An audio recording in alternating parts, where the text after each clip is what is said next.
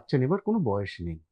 একটা মেয়ে যখন তার মাতৃগর্ভে থাকে সেই সময় তার সর্বাধিক নম্বরে ডিম্বাণু থাকে। এবার সে যখন জন্মালো তারপর থেকে ডিম্বাণুর সংখ্যা কমতে কমতে কমতে 40-এর দিকে গিয়ে দেখা যায় ডিম্বাণু শেষ হয়ে আসছে এবং 50 বছর বয়সে গিয়ে মেনোপজ হয়ে যায়। এখনকার দিনে জীবনে অনেক কেরিয়ারের পিছনে তাড়া থাকে, যার ফলে বিয়ে করতেও দেরি হয় এবং এই কারণে কিছুটা প্রবলেম হতে পারে। নমস্কার, আমি ডক্টর সঞ্জয় মুখার্জি।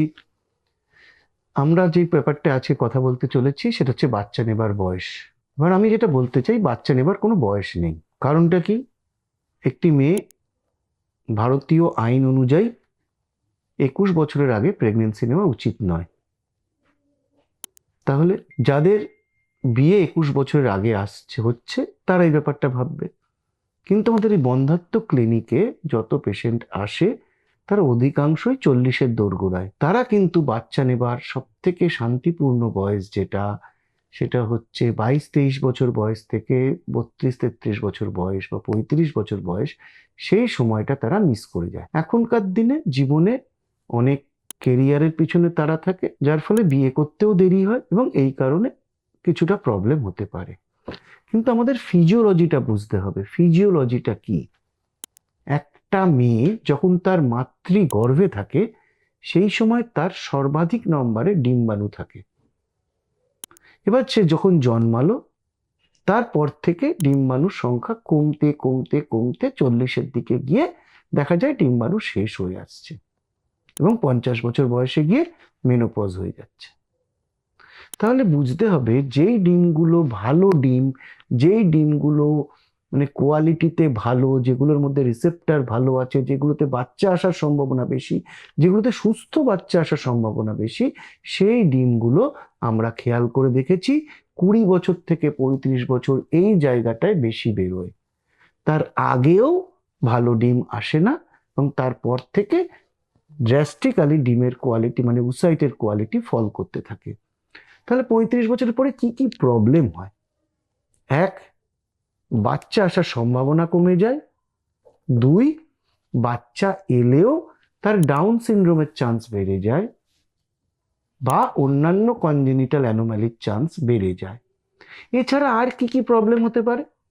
একটা প্রেগনেন্ট মেয়ে বা একটা মা যখন সে 25 বছর বয়স, যখন 40 বছর বয়স, এই দুটো বয়সের মধ্যে হেল অ্যান্ড হেভেন ডিফারেন্স। সেই সময়ের মধ্যে তার হয়তো প্রেশার চলে এসছে, তার হয়তো সুগার চলে এসছে। এই জিনিসগুলো প্রেগনেন্সিতে মারাত্মক রূপ নিতে পারে এবং বয়স বাড়ার সাথে সাথে প্রেগনেন্সির মধ্যে প্রেশার এবং সুগার আসার সম্ভাবনাও খুব বেড়ে যায়।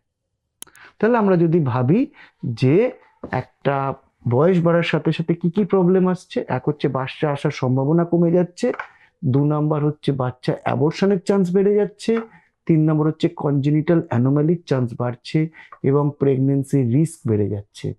প্রেশার, সুগার ইত্যাদি আসার জন্য প্রেগনেন্সির রিস্ক অনেক বেড়ে যায়। তার জন্য 35-এর পরে কোনো প্রেগনেন্সিকে আমরা হাই রিস্ক প্রেগনেন্সি বলে থাকি।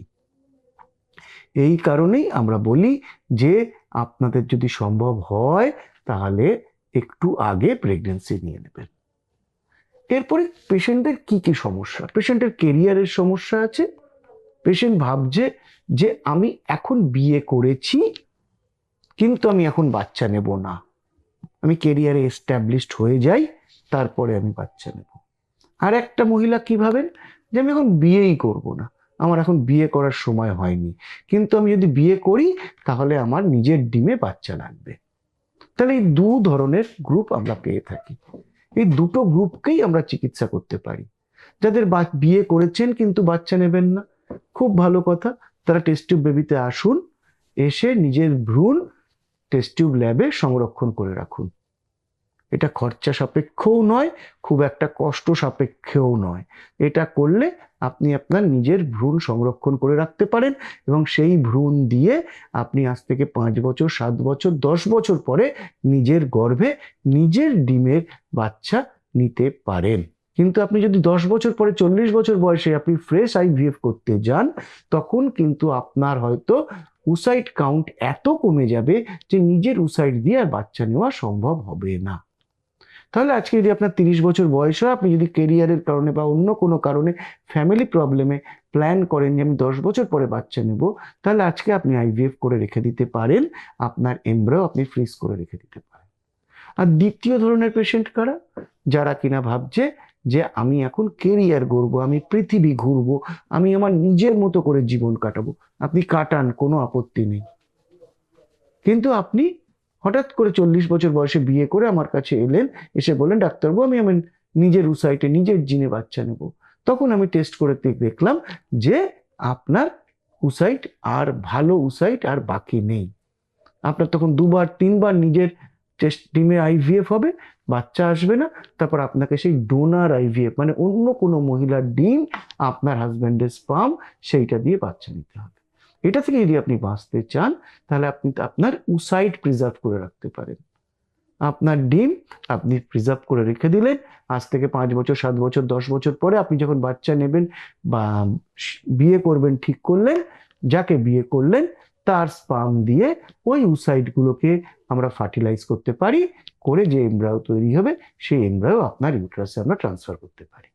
তাহলে দু ধরনের ক্যাটাগরির মহিলাদেরই আমাদের এখনকার দিনে চিকিৎসার সুব্যবস্থা আছে।